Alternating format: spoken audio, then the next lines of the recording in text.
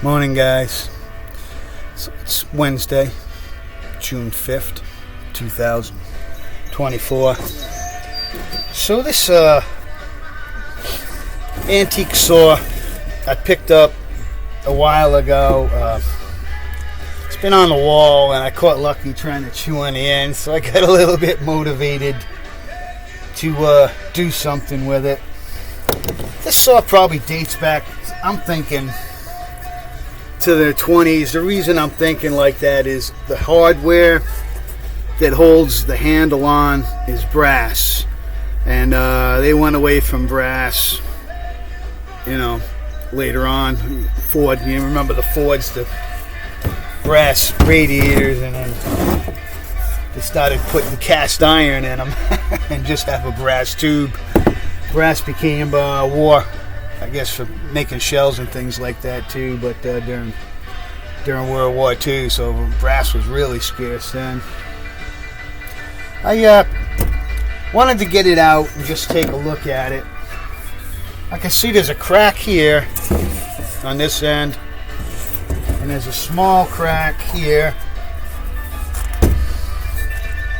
right here. So what I'm going to do is I'm going to clean them up, sand them, put some wood hardener on it, and then I'm going to fill with some fill of the cracks in. This one I'm going to glue with some good wood glue and get this glued back together. I'll clamp it, glue it, and clamp it. As far as the scale on the blade, I don't want to get it back shiny. What I'm going to do is probably take like a pot scrubber and scrub it down real good with the pot scrubber to get just the scale, but to keep the patina.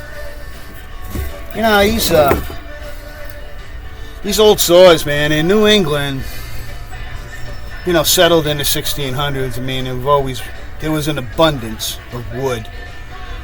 Where I grew up, there was an actual cedar forest. I guess because of cedar's resilience to bugs and other trees, were taken out by blight, that they populated that whole area. But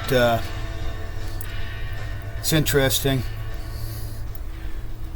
I've always had an interest in antiques. We had a flea market where I grew up, and I would go there and bring home. Well, one thing I would always bring home was blue glass from my mother, because she liked blue glass.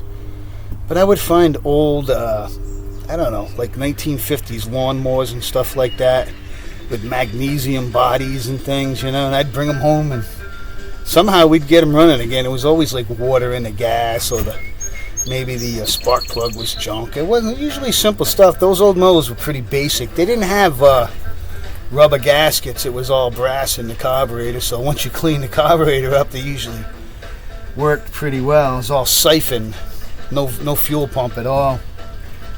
That kind of got me sparked into antiques and mechanics at the same time, I think.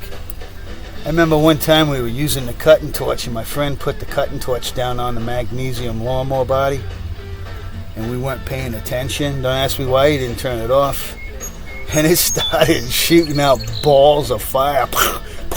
Next thing you know, the body was on fire. The magnesium is very hard to put out. We threw sand on it, and it was still burning out in the middle of the yard, and we were putting sand on it.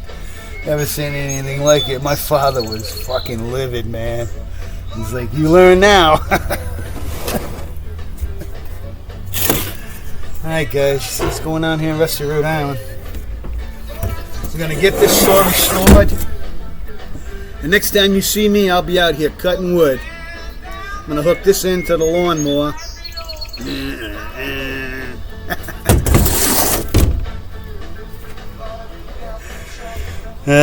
Sounding ridiculous.